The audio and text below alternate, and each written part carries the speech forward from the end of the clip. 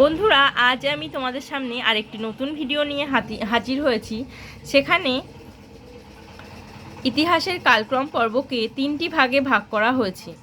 প্রথমটি হলো প্রাক ইতিহাস পর্ব অর্থাৎ প্রি হিস্টোরিক এজ, দ্বিতীয়টি প্রাইতিহাস পর্ব অর্থাৎ প্রোটো হিস্টোরিক এজ এবং তৃতীয়টি ঐতিহাসিক বা ইতিহাস পর্ব অর্থাৎ হিস্টোরিক এজ। প্রথমে প্রাক ইতিহাস পর্ব নিয়ে আলোচনা করব। সেখানে লিখিত বিবরণের পূর্বে শুধুমাত্র প্রত্নতাত্ত্বিক উপাদান বা নিদর্শনের ভিত্তিতে যে ইতিহাস রচিত হয়েছে তাই হলো প্রাক ইতিহাস পর্ব। ফরাসি ভাষায় প্রাক ইতিহাস শব্দটি 1833 খ্রিস্টাব্দে প্রথম ব্যবহার করেন ফরাসি প্রত্নতাত্ত্বিক পল টোর্নাল।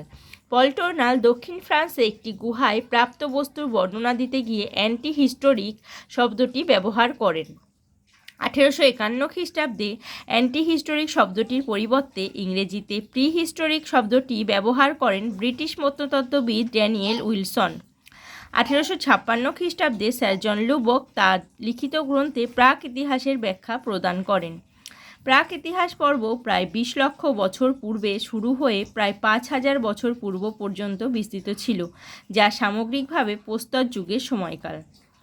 ভারতের ক্ষেত্রে প্রাক ইতিহাস পর্বের সময়কাল ছিল 20 লক্ষ বছর পূর্ব থেকে সিন্ধু সভ্যতার প্রাককাল সীমা পর্যন্ত। প্রাক ইতিহাস পর্বের মূল উপাদান ছিল অলিখিত বাস্তবিক নিদর্শন সমূহ, যেমন মনুষ্য নির্মিত জড়বস্তুর হাতিয়ার, গৃহস্থালির সরঞ্জাম, অস্ত্রশস্ত্র, অলঙ্কার, বেশভূষা ইত্যাদি। এরপর প্রাক ইতিহাস পর্ব অর্থাৎ প্রোটো হিস্টোরিক এজ, যে সময়কালে লিখিত বিবরণ পাওয়া গেছে কিন্তু লিখিত বিষয়ের হরফ না জানার কারণে তা পাঠোদ্ধার করা সম্ভব হয়নি, তাকে প্রাইতিহাস পর্ব বলা হয়। যেমন সিন্ধু সভ্যতা। 1951 খ্রিস্টাব্দে ক্রিস্টোফার হকার প্রথম বিশ্বে প্রাগৈতিহাসিক সম্মেলনে সভাপতির ভাষণে প্রাইতিহাস সম্বন্ধীয় ধারণাটি পরিস্ফুট করেন। খ্রিস্টপূর্ব 5000 থেকে 1200 খ্রিস্টপূর্বাব্দ পর্যন্ত সময়কাল হল প্রাইতিহাস পর্ব। ভারতের ক্ষেত্রে তাম্র ব্রোঞ্জ যুগ থেকে লৌহ যুগের সূচনা কাল পর্যন্ত সময়কালকে প্রাক ইতিহাস পর্ব হিসাবে বোঝানো হয়েছে।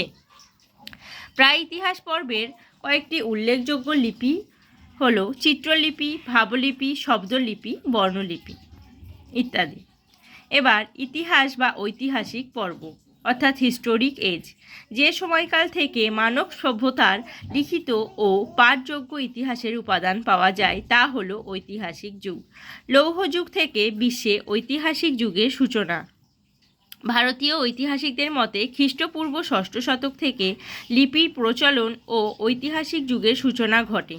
অনেকে আবার খ্রিস্টপূর্ব 1500 অব্দ ঋগ্বেদ রচনাকাল থেকে ঐতিহাসিক যুগের সূচনা ঘটে বলে মনে করে। ঐতিহাসিক পর্বের উল্লেখযোগ্য উপাদানগুলি হল শিলালিপি, মুদ্রা, স্থাপত্য, ভাস্কর্য, স্মৃতিসৌধ, সাহিত্য ইত্যাদি। এই নোটস থেকে তাহলে আমরা কিছু কোশ্চেন অ্যান্সার আলোচনা করে নিই। সেখানে প্রথম, প্রাক ইতিহাস কাকে বলে? লিখিত বিবরণের পূর্বে শুধুমাত্র প্রত্নতাত্ত্বিক উপাদান বা নিদর্শনের ভিত্তিতে যে ইতিহাস রচিত হয়েছে তাই হলো প্রাক ইতিহাস পর্ব। কে প্রথম প্রাক ইতিহাস শব্দটি এবং অ্যান্টি হিস্টোরিক শব্দটি ব্যবহার করেন? ফরাসি প্রত্নতাত্ত্বিক পল টোর্নাল। প্রি হিস্টোরিক কথাটি কে আবিষ্কার করেন? ব্রিটিশ প্রত্নতত্ত্ববিদ ড্যানিয়েল উইলসন। তারপর প্রাক ইতিহাস পর্বের সূচনা হয়েছিল কবে থেকে? প্রায় 20 লক্ষ বছর পূর্বে শুরু হয়ে প্রায় 5000 বছর পূর্ব পর্যন্ত বিস্তৃত ছিল, যা সামগ্রিকভাবে প্রস্তর যুগের সময়কাল। প্রাক ইতিহাসের মূল উপাদান কী কী? মনুষ্য নির্মিত জড়বস্তুর হাতিয়ার, গৃহস্থালির সরঞ্জাম, অস্ত্রশস্ত্র, অলঙ্কার, বেশভূষা ইত্যাদি। প্রাক ইতিহাস পর্ব কাকে বলে? যে সময়কালে লিখিত বিবরণ পাওয়া গেছে কিন্তু লিখিত বিবরণের কোনো হরফ না জানার কারণে তা পাঠোদ্ধার করা সম্ভব হয়নি, তাকেই প্রাক ইতিহাস পর্ব বলা হয়। যেমন সিন্ধু সভ্যতা। প্রাক ইতিহাসের সময়কাল কবে থেকে কবে পর্যন্ত ছিল? খ্রিস্টপূর্ব 5000 থেকে 1200 খ্রিস্টপূর্বাব্দ পর্যন্ত। ভারতের ক্ষেত্রে তাম্রব্রোঞ্জ যুগ থেকে লৌহ যুগের সূচনাকাল পর্যন্ত। প্রাক ইতিহাস পর্বের কয়েকটি লিপির উদাহরণ: চিত্রলিপি, ভাবলিপি, শব্দলিপি, বর্ণলিপি ইত্যাদি। ইতিহাস বা ঐতিহাসিক পর্ব কাকে বলে? যে সময়কাল থেকে মানব সভ্যতার লিখিত ও পাঠযোগ্য ইতিহাসের উপাদান পাওয়া যায় তাকে ঐতিহাসিক পর্ব বলা হয়। কবে থেকে ঐতিহাসিক যুগের সূচনা হয়? লৌহ যুগ থেকে বিশ্বে ঐতিহাসিক যুগের সূচনা। ইতিহাসের উল্লেখযোগ্য উপাদানগুলি কি কি? শিলালিপি, মুদ্রা, স্থাপত্য, ভাস্কর্য, স্মৃতিসৌধ, সাহিত্য ইত্যাদি। বন্ধুরা, তোমরা এরকম আরও কোশ্চেন অ্যান্সার সম্বন্ধীয় আরও ভিডিও পেতে আমার চ্যানেলটিকে লাইক, সাবস্ক্রাইব এবং শেয়ার করতে ভুলবেন না।